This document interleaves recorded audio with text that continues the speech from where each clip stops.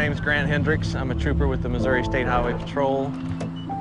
I'm at the site of Mariah West's accident. Mariah's vehicle traveled across this median and ended in striking the bridge that you can see behind me. When I got to the scene, her face was disfigured from sliding down the roadway. It's funny, the first thing I noticed about her was her shoes. Lying in the roadway in a large pool of blood, I noticed her shoes, and I thought, this is a young girl. That's the first thing I thought when I saw this. And at that point is when I noticed her cap and gown was still in her car. She was going to graduate the next day. It was just a really horrific scene, all because of a senseless text message.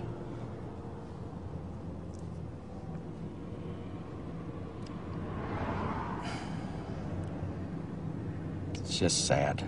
Sorry, it's just sad.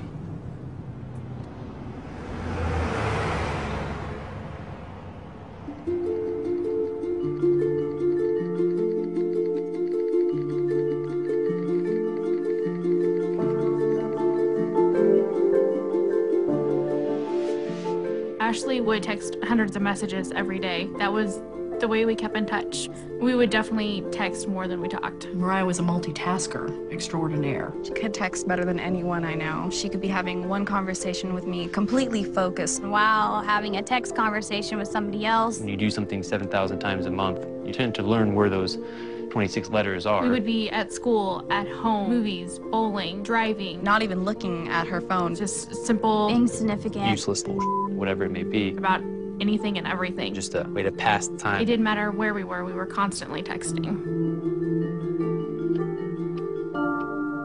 This is my sister.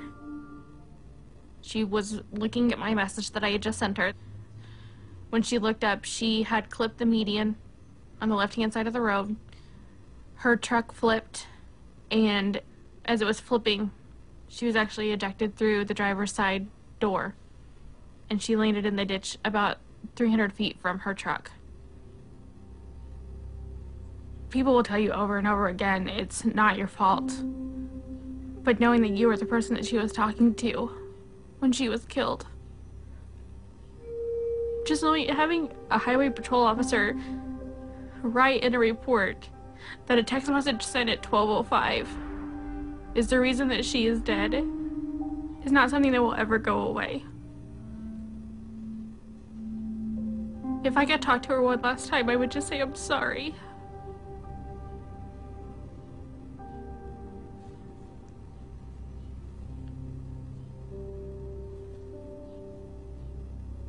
This is her cell phone that she used in the accident. 4 little letters. That's what killed her. You never really think about it, but people associate drinking and driving as a dangerous thing. Your vision's impaired, your judgment's impaired. But if you look at texting and driving, your vision's not even there. You're not even looking at the road.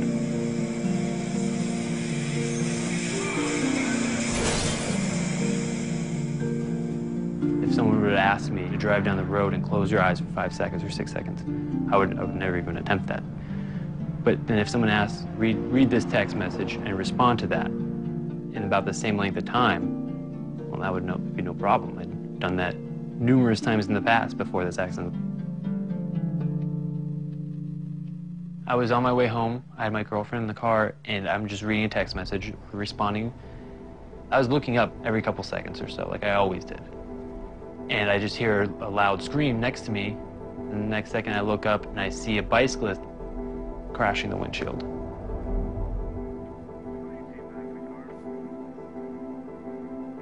When I got out of the car, he didn't have a pulse, he wasn't breathing. He wasn't alive. There are no words to describe the level of grief, the level of depression and self-hatred I was going through. My first year of college, I just remember one girl recognizing me and saying, "Oh, I remember hearing about you. You're that guy who hit the bicyclist because you were texting and driving. That was actually the day before I ended up going to the hospital for emotional problems. I sent one stupid, meaningless text, LOL, and killed the man.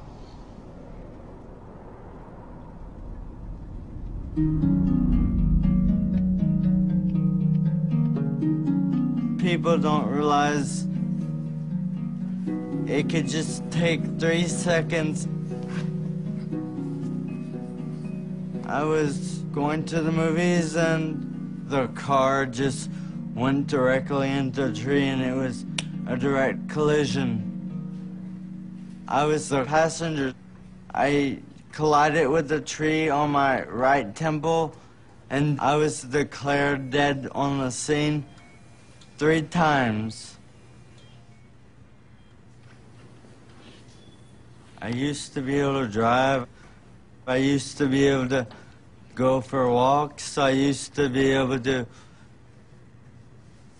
run around town by myself. I used to have a job. I was normal. And all this,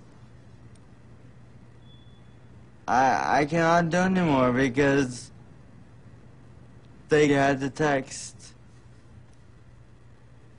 This is the text message that changed my life forever.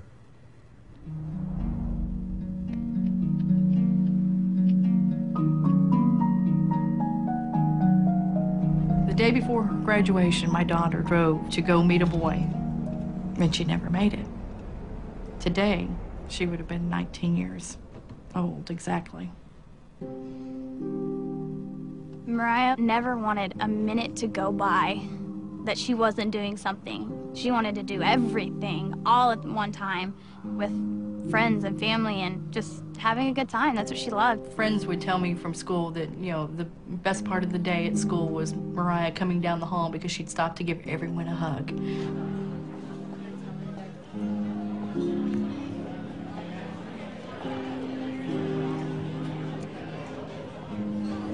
Okay, guys, in honor of Mariah. Happy birthday to you. Happy birthday to you. Happy birthday, dear Mariah. She had met a guy who played baseball, and one evening she just spontaneously got in her car and said, "Hey, I'm gonna come watch his game."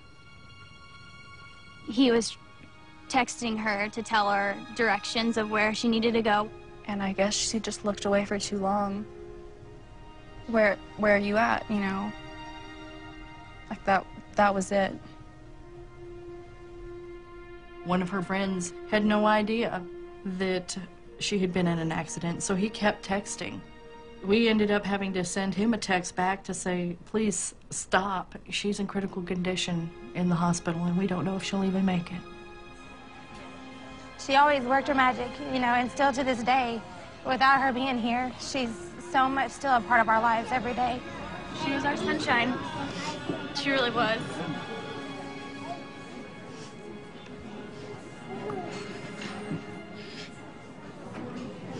She was.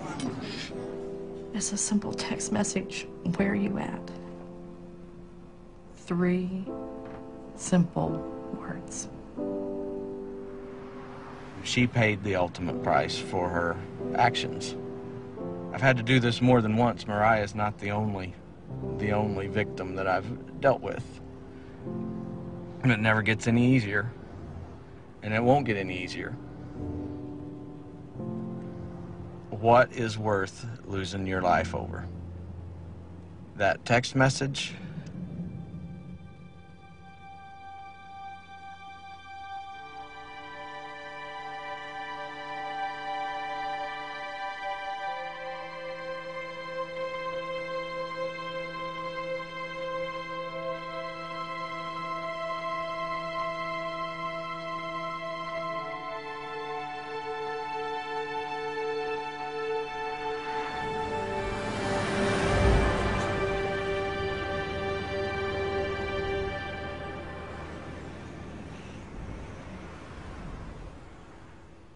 Thank you.